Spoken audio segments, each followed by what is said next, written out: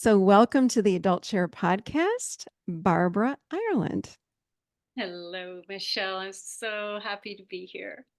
I am so happy to be here with you too. And we were just chit chatting, and I'm sitting here talking to you like I feel like I've known you for certainly a very, very long time. This is very easy Your talking to soul you. sister going on here. Definitely a soul sister thing going on. So, okay, let me just start out with the title of your book, which I absolutely love. What my near death experience taught me about mind loops, neuroscience, and happiness. Right. Hello, right A down lot our to alley. stop. Okay, good. I am thrilled to talk to you today. I heard you and found you a month or so, a few months ago, actually. I was like, I need her on the show because who the heck doesn't need to talk about de-looping? How do we stop looping in the mind? And also, the way that you discovered this or created this methodology was unique because you didn't quite go to school for this. You did No. study a ton of it. I did hear you say that. You did a deep dive research, but you had an awakening via a near death experience. So Right. I thought, let's go ahead and start out with your story because it's an incredible story. Okay. Yeah. So, um, this was in, well, a little before 2010. The near-death experience was in 2010. Hmm. Little before that, I was working on a career as a singer.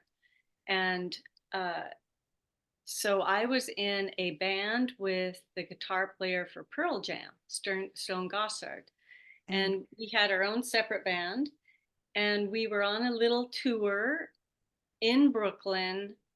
While on stage, we were having a great time, fun audience, and I suddenly noticed this man standing in front of me in the audience, hating the show, hating it, and making it very abundantly clear with his giant body, just like, "Bleh," just like rolling his eyes. And I thought, okay, so someone out of these hundreds doesn't like it. We aren't Pearl Jam, that's fine. But that's normally what a thought would say. But no, my thought started shifting to, Mhm. first, what's wrong with him? What's Mm. his problem? And then I thought, oh, stop that. And then it went to what's wrong with us as a band. We had a few different musicians on stage, and then it very quickly went to what's wrong with me. Mhm. I can't sing. Why did Stone bring me on stage? I'll never remember my lyrics. I can't hit that high note. Oh no, I'm forgetting my lyrics. Like, just crazy cascade of negative thoughts about myself while I am performing. And so I had these two parts of my brain. One was the performer having to continue acting like I'm having a great time, while the other one was just mean, just like throughout my whole life, bringing up every possible mean thing it could. And a third part of my brain or my self it felt like it was behind me, and it was saying, wow, look at you, you're doing all these things at once, like a witness observing. And Mm. I thought, God, get me off this stage, this is tricky. Well, that I finished the show, no one could tell as far as I could tell. So that night I was in laying in bed, and I thought, "Oh, what were all those negative thoughts? That was so strange. And do I have them all the time? Do I just not notice these things? What's Mhm. going on?" And, I'd had therapy, I'd done other things, and apparently they didn't kick these things out. So I was trying to figure out what would. And I came up with what I thought was a great idea, which was signing up for one of these crazy camps where they throw all sorts of scary things at you and you push through boundaries and develop courage. I thought, oh, that'll do it. So when I got home, I signed up for one of these camps. So months later, I'm going to this camp. It's in a very remote area of Vancouver, BC, Mhm. Canada. And I brought my best friend with me, thank God. Every day there was terrifying, and I signed a non-disclosure statement, so I can't say what happened. But um, I definitely developed courage because you needed it to get through this. It Mhm. was things with heights and fires and scary people popping out just to freak you out to see how you would respond, which I hated. Yeah, it was, and sleep deprivation, 3 hours of sleep a night. Mm-mm. Yeah, Mm-mm. But I was developing courage. I thought, breaking through boundaries. I think I Mhm. did. But the last day was a endurance exercise in the sun, carrying heavy things and timed. So you can't dilly dally. And I had this woman from Mexico as my partner. And I was going fine until halfway through, I started noticing really strange symptoms, flashing lights and echoing voices like from people around, wobbly legs, feeling jittery and like kind of spaced out. And it got worse and worse. And I thought, maybe I'm dehydrated. So I drank more and more water. Mm. Well, what was going on was two things: heat stroke and hyponatremia.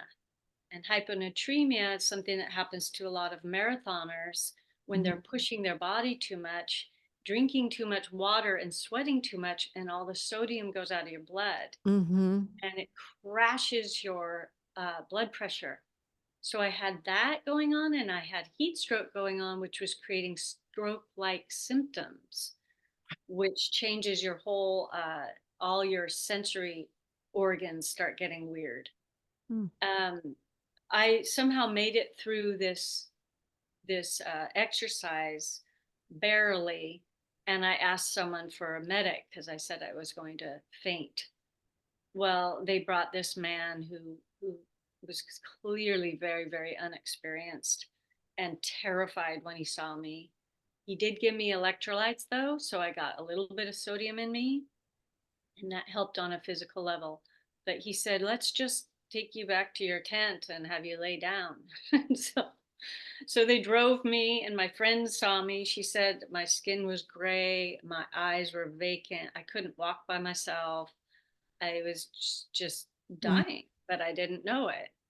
And so I laid down. It was too hot to be in the tent. So I was laying under this beautiful tree. And slowly these terrible things started happening. My left leg just went away. As far as I was concerned, I had not a left leg anymore. I couldn't feel it. Then my right leg, as these are happening, I'm screaming to my friend, "My legs are gone." Then my left and my right arm, same thing. So now I'm this helpless head and torso laying under a tree and I can't move. Mm. And at that point, also, I started feeling this very odd sensation of this air like thing going out of the top of my head. And I don't know if your audience has read things about this, but I see you nodding. That they say often when people Mhm. are nearing death that their life force starts going out of the top of their head. Mhm. And I was like, uh-oh, you know, this might be worse than I thought. And right then, some really interesting things began because I was actually moving towards death.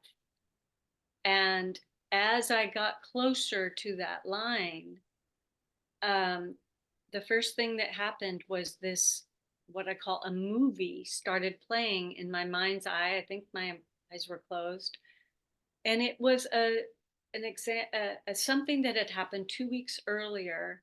I was in a band with my brother also, and we had gotten into an argument at a rehearsal.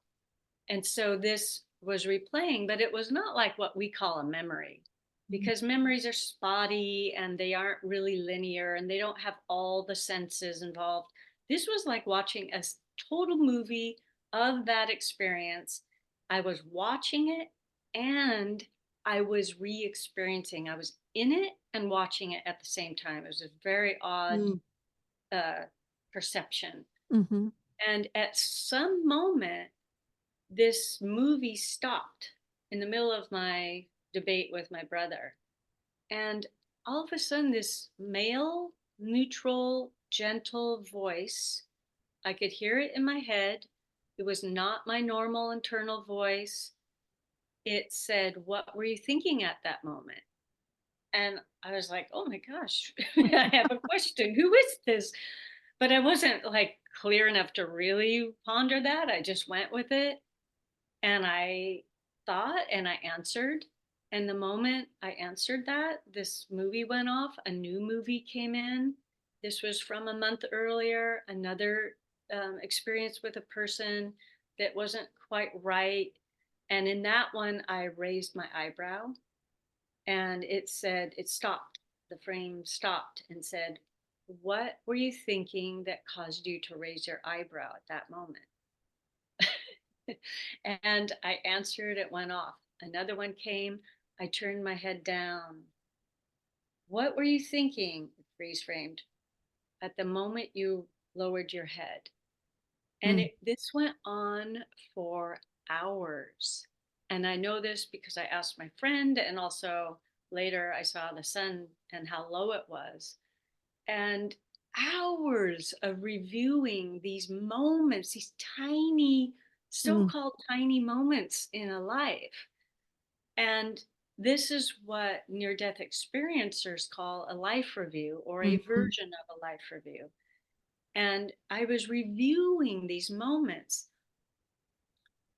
Uh, Later, I'll get back to why my life review is a little different from some other people's Were who've were gone. you having experiences of what the other person was feeling as well, or was it just your thoughts? That's it. That's exactly, I was not having the others. And Got that's it. a very common thing for near Mm-hmm. death experiences. The life review, we get to feel what someone else was feeling when we were Yeah. yelling at them or something. Yeah. So, which is amazing. Yeah. Totally. Talk about a life lesson. But so this one went on for hours. And at one moment, Mm-hmm. suddenly they all stopped and it was like a blank screen. And the voice said, "Barbara, now you have a choice. Would you like to stay or go?" Now I knew what that meant because the whole time during these hours, I could feel that life energy leaving the top of my head. I could feel myself weakening and weakening and leaving this plane. I'm getting chills right now. Yeah. Um, at the moment I was given that choice, I literally, or I don't guess not literally, but I had one foot here and one foot on the other side.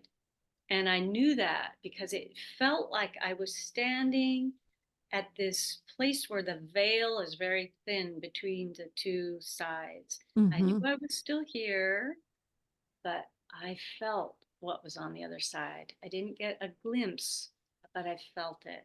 And Mm. Michelle, that side is, it's a sense of love that I don't feel like we have here. And it always makes me start tearing up when I talk about this part because I think once someone has experienced that, they won't ever forget it. It instantly took away any fear of dying or Mm. of being dead anyway. Mm-hmm. Not necessarily the death process, but the dying, the Mm-hmm. death. And it's like a feeling of every cell, if they had cells, every molecule of wherever that is love. And so it's like you're breathing love, you are love, you're walking through love. Everyone you talk to is love. Mm-hmm. It's love isn't even a word that comes close to that feeling is. Everything you can possibly imagine that you en- enjoy when you're around the person you love the most, like support, comfort, kindness, affection. non-judgmental, non-critical, all of those at once. Mm. And when that voice said you could go there, I was like, dang, that feels awfully good. I think I want to go there because this place is really, really cool, but it's not easy here at all. Mhm.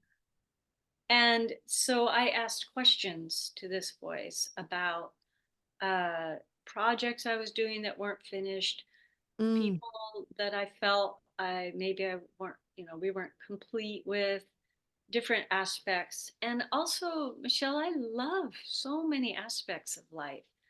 I didn't necessarily want to stop eating peaches or going to sleep and having dreams or, walking through forests and Mhm. hearing bird songs and kissing and all the really, really fun things about being alive. So after this discussion and me pondering, I decided to come back. Mm. The moment I said that, this guide said, okay, you need to you need to do something. The very next week you get back, you need to go to 4 people and need to tell them these specific things. Mhm. 2 of them were to tell them I love them. And it's not in the way that we go around and saying, I really love you. It's like, no, it wasn't that. I was told I had to go and say what I loved about that person. What qualities Mm. do I admire? How has their presence in my life affected me? What have I learned from them? Just the deep, incredible stuff that we don't often tell because it's so heavy to do so. It freaks people out. That was one. Another one was gratitude, really deep gratitude for something this person had done. Mm. Another one was also love, but also apology for something. Mm. And the last one was nothing big, just to call this person every single week, even for just a couple minutes, and say hello and start rebuilding a connection with them. Mm. And I will tell you the 3 that I had actual deep conversations with, they were so crazy, Michelle, because I was crying and telling him about my near death experience and just go, I love you. It was like, whoa, not one of them could look me in the eye because I was so present. And when you look someone truly in the eye and Mhm. you're being truly, truly present, Mm. something very different happens. And people can feel that. And so I did those things, or I said I would do those things. And the moment I said yes, the life energy started reversing direction, going back in my body. Each one of my limbs came back. I could feel them, no problem. I slowly started opening my eyes. And Michelle, I opened my eyes to this crazy, amazing world we get to live in. Like every Mhm. day, we could be viewing the world that I saw when I opened my eyes and realized I was not dead. Mm. And every night when we go to sleep, it's like a mini death. We have the option. I did that this morning where I woke up and I said, "Oh my gosh, I get another day to live. Wow, look at my room. Listen to those birds. Like this place is wildly cool and hard, I know, Mhm. but it's wildly cool." So for the first month, I had the most extraordinary experiences of being alive because I was in that state of full awake presence bliss. Every food tasted exaggerated. Music I heard through my whole body, not just through my ears. I smelled every flower. I was like super authentic with everyone, and I was not having any negative thoughts about myself, about other people, no resentments, Mm. no worries, none of that. And I was like, phew, thank God that's gone. And then guess what happened after about a month? my regular life started seeping back in. I started hearing music through my ears. I started forgetting what a cool place this is. Mm, And I started hearing worry again, which was my most common negative thought. And then self-doubt, that was another one. Judgment, resentment. mm. Oh my God, they started coming back. It was like, you got to be kidding. I went through a near-death experience in that horrible camp, and I still have these things. I was kind of PO'd at that moment. But the good part is that that moment was my turning point where I sat down and I really thought about those hours of watching the little movies, the life review. And I said, what was the common denominator of all those questions? And that's when I realized every single one were Mhm. about my thoughts. Every question was about my thoughts. What does that tell you about the potency of our thoughts? If you, I mean, again, it brings tears to my eyes because Mhm. we come here with these brains, these minds, but no one teaches us how to use them. And they're so powerful. Yep. They are continually creating our existence. Mhm. And if we get into unconscious negative habits of thinking, we are unconsciously creating negative outcomes. And that's what I came to discover. And that's what it was trying. They were doing actually a really good job of showing me is this relationship between thought and outer life. Wow. And something can happen in the outer life, and it could be then my reaction. Again, a thought about something I may have actually created with my own thoughts. And that's looping back into this negative relationship or scenario or lack of abundance or ill health, or fears and worries or anxiety or all this stuff. It's this feedback system that starts with our thoughts. Wow.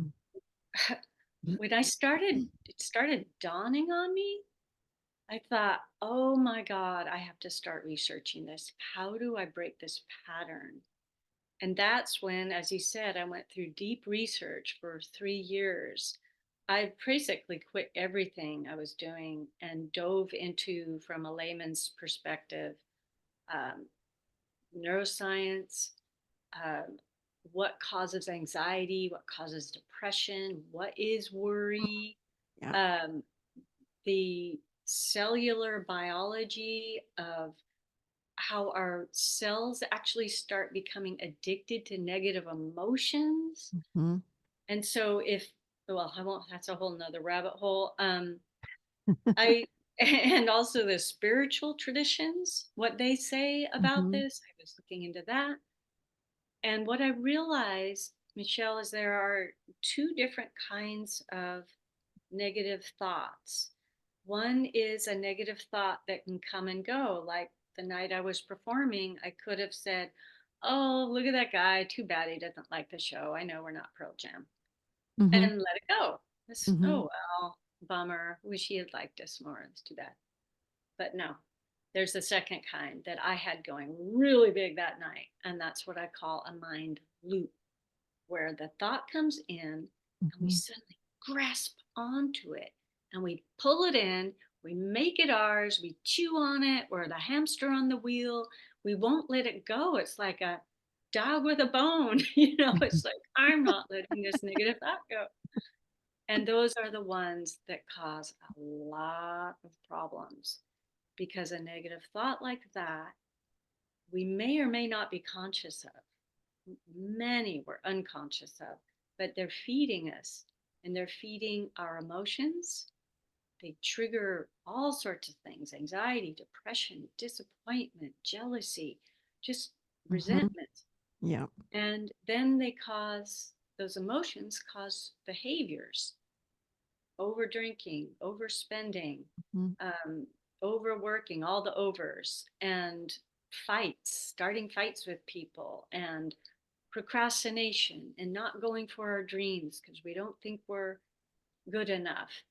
All of that, and then caretaking and over caretaking. All these things come from that, and that just keeps us down. Mhm. And when I started um, realizing this, then I started realizing what I need to do then is break these looping patterns of thought. If I Mhm. can just break the thought, I can't control the thought that's going to come into my head, but I can control whether I'm going to grasp it and hang on to it. And so that's what I started practicing on all these different techniques. And I found what started really working for me. And it was some simple steps that started breaking these loops. And oh, it's gone. Okay. Oh, I suddenly started feeling better. And within a short period of time, this is over 3 years of working on this, but after I really kind of got something down that worked for me, I cannot tell you how my life changed. I mean, every aspect, my relationships, so amazing. They just quit being hassles. Maybe I was not a hassle to them anymore. Um, my health got better. My appearance changed a lot. I mean, my health, my fitness, my energy level, Mm. my abundance was a total switch, from a scarcity mindset over money to just being open, actually. Mhm. And suddenly, when funds and opportunities started coming in, and I got a taste for what that's like to not be afraid, that started blossoming into a real abundance mindset. Wow. Um, yeah, and I was on antidepressants for years up to this point, and I was off antidepressants within probably, I don't know, maybe um, a year and a half, maybe after my near-death experience. I worked on it, and to the point where it's like I'm feeling fine. And I want to stress I don't have a problem with those because when Mm. we need them, Yeah. and they saved me. But I didn't want to be on them for the rest of my life. So I haven't even gotten near needing something like that again. Mm. My whole life went to a different level. So that's what I call what I created, the de-looping method. And that's what I started, friends started saying, "What's going on? You're like a different person." And I started teaching them these steps, and they started changing. And I thought, okay, I need to write a book so other people can know this. So that's how that happened. Take a breath. Wow. Okay. I have so many questions. I love all of this. Fascinating. Absolutely fascinating. Um, okay. I have so many questions. I don't even know where to begin. I know where I want to go back because I want to get to the de-looping method. I would like you to take us through that. Yeah. First question though I have, and I have to say, I've been saying this to people that I talk to lately. It's really hitting me. Everyone says this loosely. We are spiritual beings in human form. Everyone goes, "Oh yeah, I'm a spiritual being in human form." Whoa, do you understand what that means? You are a spiritual being, energetic being that is squished into this little tiny human body.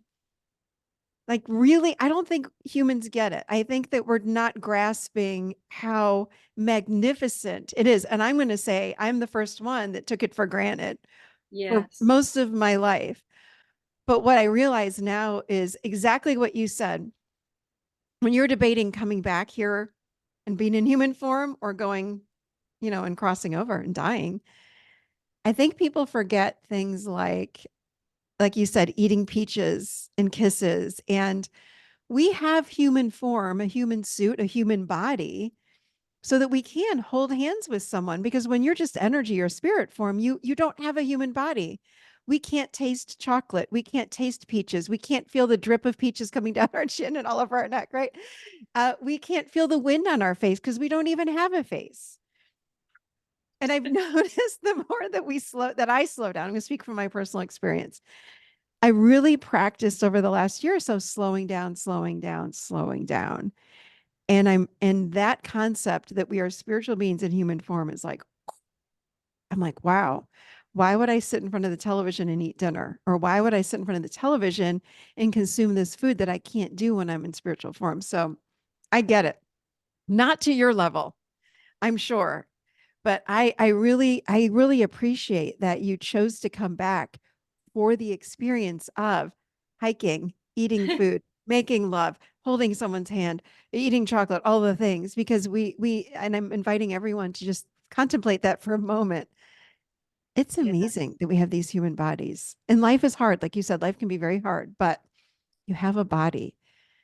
Think about that just for a moment. I But wanted to ask, go ahead, sorry. can I respond to that? Please. Yes, please. First of all, I too have been saying the exact same thing that you did, where everyone says, "Oh, we're spirits in human bodies," but uh, did you really think about that? It's like I've been saying that too because it's such a giant thing to say and then just kind of toss off. Yeah. Um, I will tell you, there's at least three near-death experience people I know who have said when they crossed 100% over and completely left their body, they saw a line of souls waiting to get here. Oh, goosebumps. I Goosebumps. have heard and read the same thing for 20 some years. Yes, I agree. I think that we obviously we forget. I love that you brought that up. Yeah. I mean, this is the place to be. And hey, anyone listening to this right now, you have hit the freaking lottery to be here. Hmm. I know you might be going through a divorce, you might be having a health issue. I know it's hard. I get it. And you chose to come and you were granted the golden freaking ticket. And find the things that you do love here. Make this worthwhile while you're here. And I know you are. I know you are. And you're listening to this. You know, Michelle has all sorts of things to make it a help more easy or helpful or more cosmic. Which is why I have you on today, my darling. I've had a weird fascination. I don't know if it's weird, honestly, since I was a little girl with really who is God? What is God? I was born and raised Catholic, but it never resonated as deeply as, let me say it like this, going to church, and we went every Sunday, Italian Catholics from Rochester, New York. I'm right, right. Okay. So it never resonated so deeply with me going to church as what I felt my whole life already. Like I felt this deep connection with God, source, universe, whatever you want to call it. So even when I was in college, all my research papers were always on death and dying because I wanted to understand what happened after you died. This is I went to college, everybody, in 1986, 87. It's It's been a amazing. long time, my whole life. And I never, felt this like, why don't I feel like I fit here? I think I remembered a lot of what it was like being in line. And I was like, why doesn't anyone else remember? And of course you get here and you forget it all. But yeah, I remember reading. That's why I said I've read this 20 years that we line up to come here. And we're so excited to take on human form because of all the things like eating peaches. Yes, and Yeah, experiencing uh, the hard things to show us it's an odd thing. It's this contrast thing. it It's a lot is. easier to say when I'm not in something hard. But if we don't, you know what it's like. If it's I'm in Seattle, it's gray all winter, a lot of autumn and a lot of spring, and suddenly there's a sunny day, and you're like, "Wow, look at the sun! It's over the top!" And someone in LA is just like, "Yeah, sun." Yeah, big deal. It's the contrast, my Yeah. friend. Yeah, That's why we're here. You really, exactly. You can't feel love if you don't have hate, if you don't have fear, if you don't have sadness, you can't have joy. It's like we really do experience both. yeah, Um, Question for you. Talk a little bit about, you said you had a discussion about going back. You'd crossed over and you said you were speaking with your guide or whomever that was yeah. about going back. You said, well, I had a discussion. And then you went on. I'm like, hold on now, Barbara. Tell us what that discussion, like, tell us what did you discuss? And I'm curious because I know you said, well, I have things I still need to get done. I Yeah, still have to get done on this earth. Can you share a little bit about what your discussion was like? I will. And I'm laughing because this is one of actually, there were two really funny aspects about this whole cosmic part of my story. One of them is this because it was so humbling. Mm, Um, so I said, but I have these, I had a couple albums out at that point, and I was mhm, working on a couple more. Uh, what about my unfinished music? What about mm, these great songs I'm writing? What about my half done or my written screenplays that aren't made into movies yet? What about my short stories that have never been published? And the guide said, "Oh, Barbara, those don't matter that much." And I was oh, like, "Huh?" what? My ego is just like, like prick my balloon, man. And I'm like, "What?" And this is a huge, beautiful lesson I got. Mm, This guide said, those are great for experiencing creativity and feeling joy and things like that. But they really count mm, or they really matter when they are affecting another person mm, or not affecting, connecting you to another person, connecting that person to another person, or connecting you to yourself, and in like a deeper way. So if someone is, for instance, creating an album for to show themselves that they are worthy, mm, or because they want to make money, or because they want to be a star. And I'm not saying, maybe the worthiness piece, the other two weren't part of my deal. The worthiness piece probably had a piece mhm, in there. Um, those are those are ego based reasons for doing something. Someone wanting to build a business to make millions of dollars so I mhm, can have, Ferraris. And it's like, okay, have fun, enjoy that. But it doesn't really matter. mhm. When you're Yeah, having a life review, no one's going to say, how much money did you make while you were down there? How that's many true. cars did you have?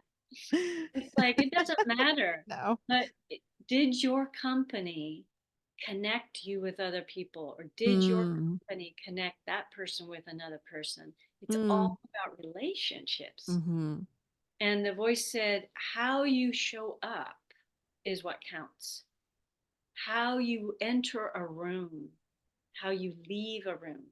Are you leaving detritus behind you of like negative energy or just mm, something gross? Or mhm. are you leaving it fresh? Are you bringing in good vibes? Are you smiling? And not fake, but doing the best you can in that moment. That's what that was about. It sounds like it's love. Are you entering the room with love and leaving the room with love?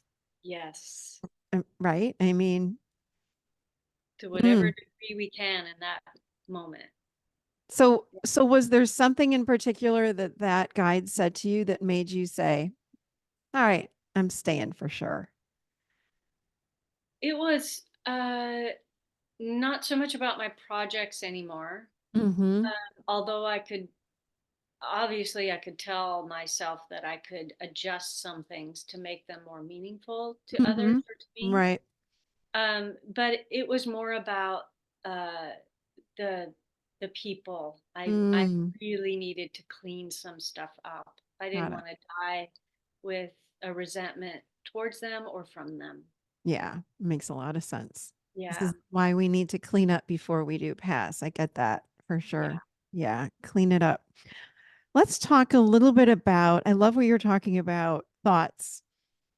Again, this is another thing I think we humans, myself included, I'm certainly not perfect at this, but our thoughts, and again, this is another term or a phrase that who doesn't know, thoughts create. Yeah. Thoughts create, but like kind of like saying again, we're spiritual beings in human form. Totally. Okay. But you had a much deeper experience around this, that your thoughts, and I've heard this from a lot of people that have had near death experiences.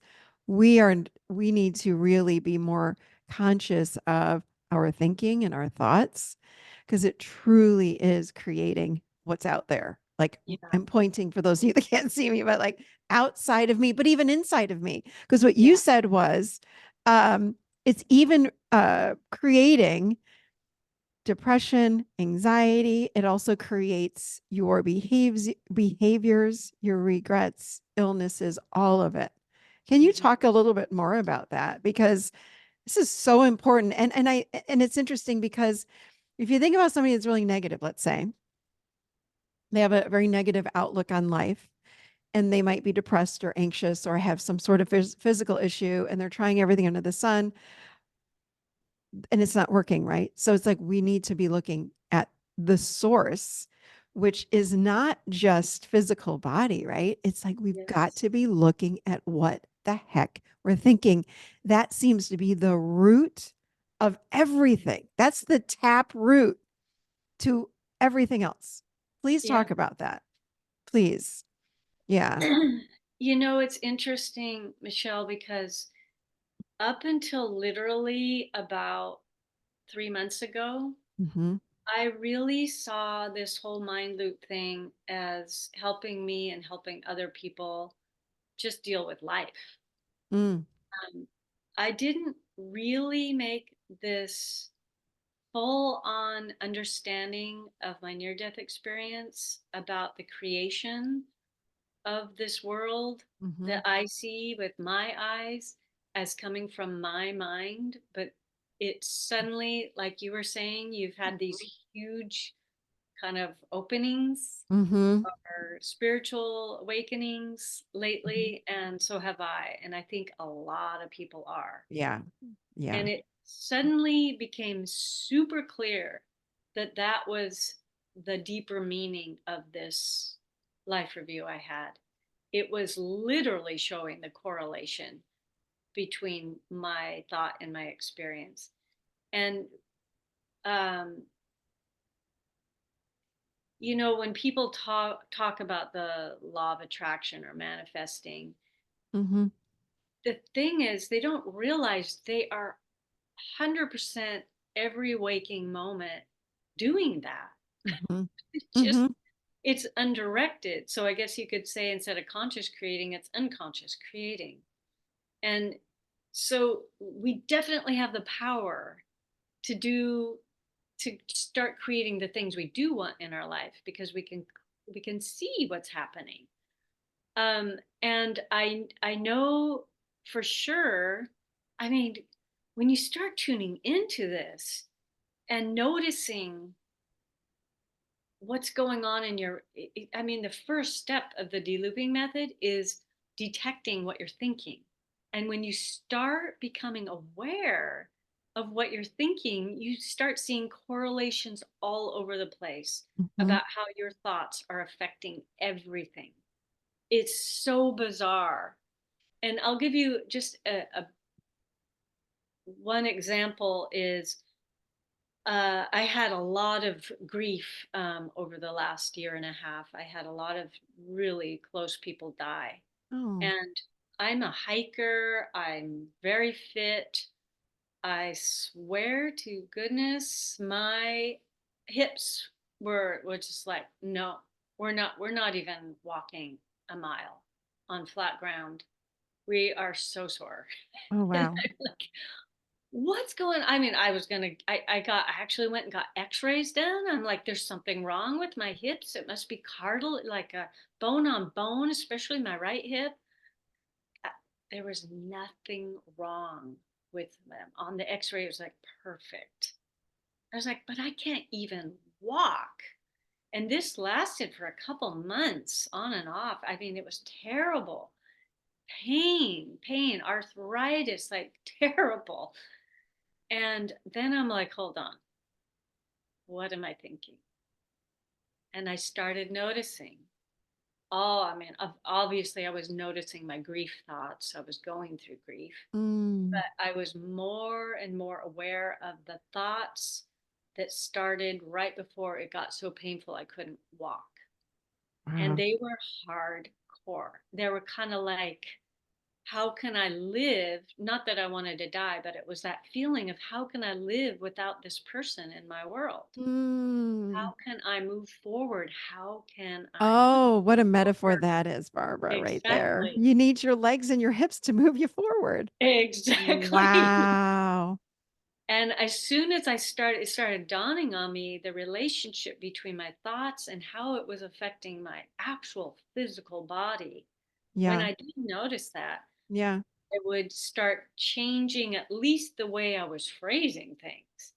And I would allow the pain to start moving forward in those moments instead of holding on to the pain. I would cry or I would do Mm. something to let this stuff move and start talking to my body, start talking to my hips and thanking it for helping me and thanking it for holding all this grief right now and Mm. uh, doing all these different things. And I mean, I hiked 6.5 miles a couple of days ago.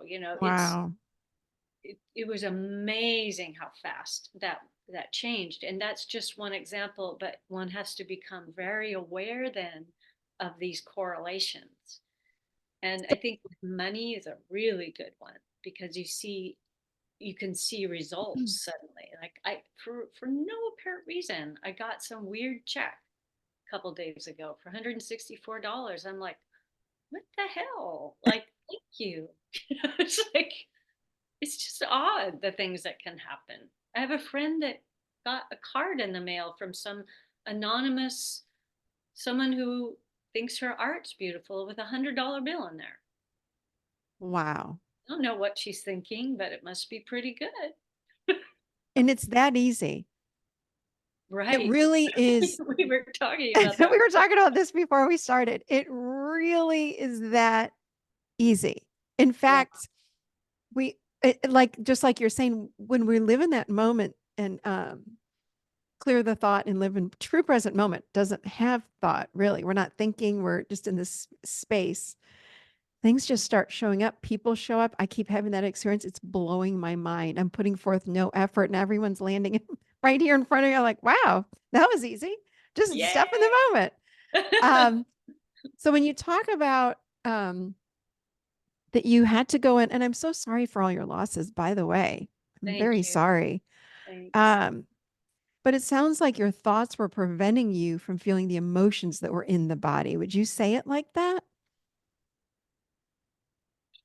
I don't know. I'd have to really think Yeah. back on that Yeah. because But I mean, I was feeling the grief so strong. I just don't think I could have taken more. But yeah.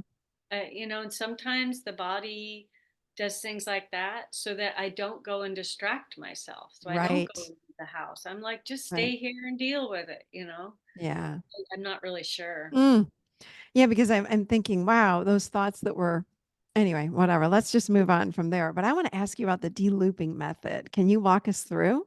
Yes, yes. Yes, because who the heck now let me ask you this. Does everyone loop? As far as I'm Or is it concerned, just you everyone, and me, Barbara? Maybe it's just you and me. I think it's the human condition. I really, I'm sitting here like, gosh, I don't think I'm the only one. So, and you are the only one. So let's tell people how to do it. And clearly you're selling books. So let's hear about the de-looping method. and all over the world, sister. It's not just Yes. a US thing. Well, I freaking love the title. I'm excited to get this book because who doesn't need how to learn how to de-loop? So Yes, take us yes. through a process if you could. For those that are listening, they want to learn how to do it too. So obviously, I don't want to give away the whole book, but take us through a practice of what that looks like. Okay. So first of all, the de-looping method has three phases, Okay. and the book covers the first phase. Mhm. because it would be a giant textbook if I had put everything in and would have taken me a lot longer. Mhm. But the first phase, if you don't do anything else, it's like incredible how it changes your life. Um, there's 4 steps in the first phase. Okay. The first one is detect. Like you could spend a long time on that one and get amazing information about yourself. Mhm. And one way it could, because Carl Jung had this great quote. Let me see if I can get it right. Until we make our unconscious thoughts conscious, they will direct our life and we will call it fate. Yes. Great quote. I Isn't that love that quote. Yes. Yes, yes, and yes. Great quote. Mm. so? When I was on stage singing and all those thoughts came in, and that night I said, am I thinking all these all the time and I'm not conscious of it? Yes, I was Mm. thinking them all the time and I was not conscious of it. Mm. How rotten I was, basically. They were just Yeah. mean comments. And so the first thing is start making those thoughts conscious. And Mhm. if we don't know what's happening, we can't do anything with them. And so a few different ways that really helped me that I mention in the book too are having a little note by your bed that says, when you wake up, you look over and it says, "What's my first thought?" Perfect. Like, oh, how am I starting my day today? I hate Mm. my job. Oh God. Or who's this creep laying next to me? Or, it's like it's like, oh my God, I can't eat blah blah blah because I'm 20 pounds over. People Yeah. start their Yeah. day with this stuff. Okay, that's the first one. Another one is um like when you have a emotion. You may Mhm. not even know what the emotion is, but you just feel kind of uncomfortable or queasy in your stomach. That's a key that a thought is happening and it triggered an emotion or Mhm. it triggered a physical symptom. So instantly ask yourself, what am I thinking about right now? Those are just 2 different ways. You'll start Okay. noticing all sorts of stuff. The second step is detach from that thought so you don't hang on to it and start looping. And there's a couple different ways that I talk about in the book, but one is um, UCLA, was it UCLA?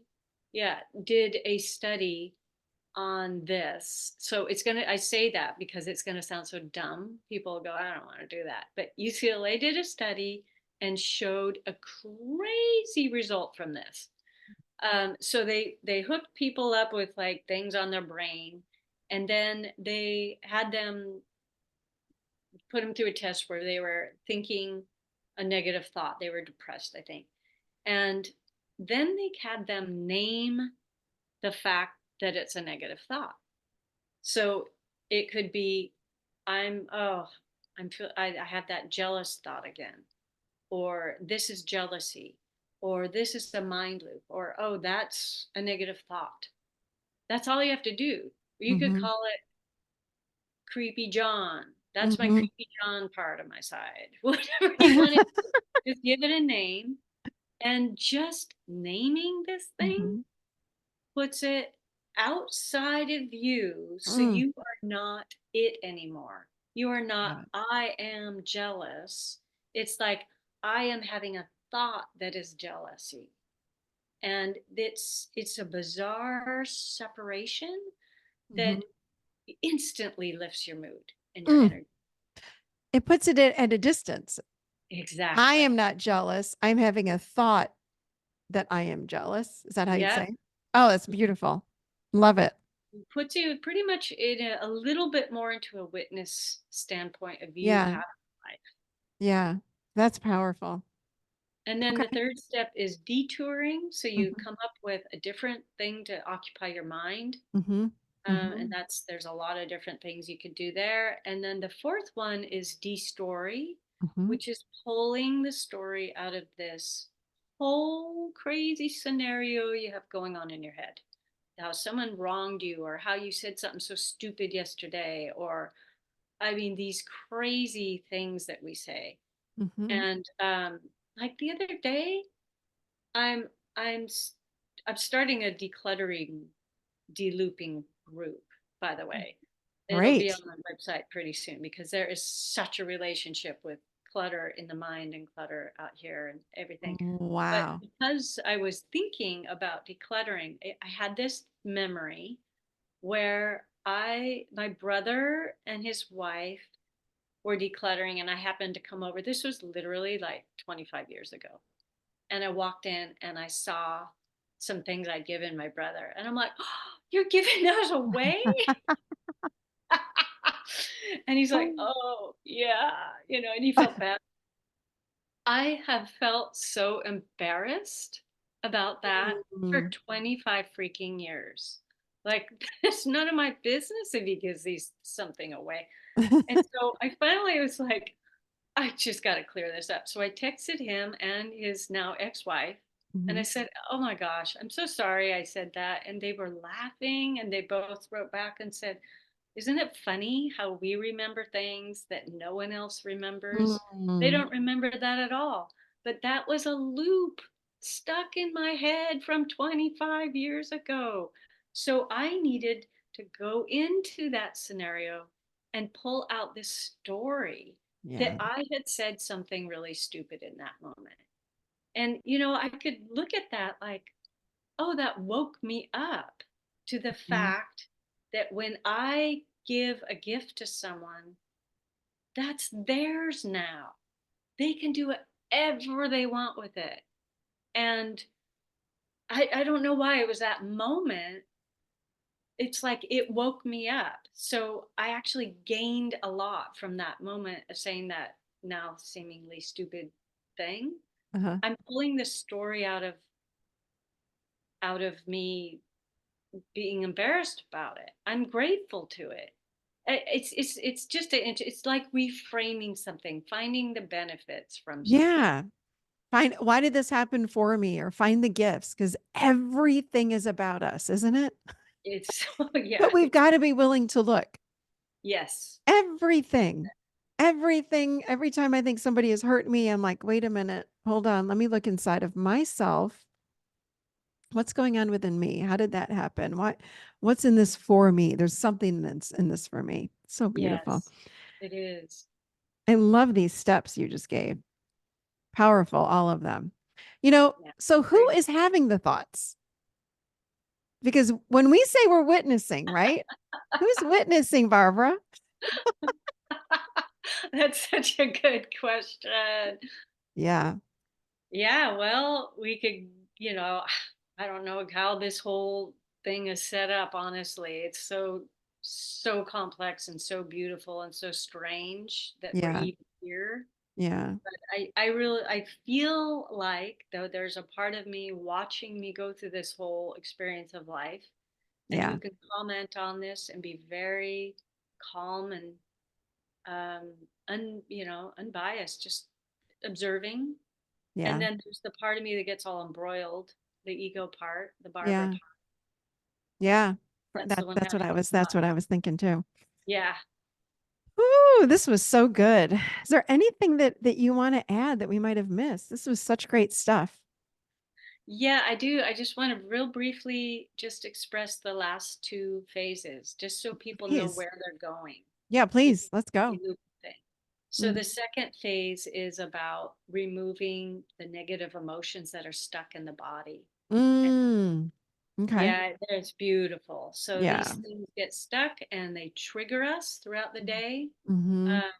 And I won't go into all that. And there's brain chemistry that keeps them there because we become addicted to things.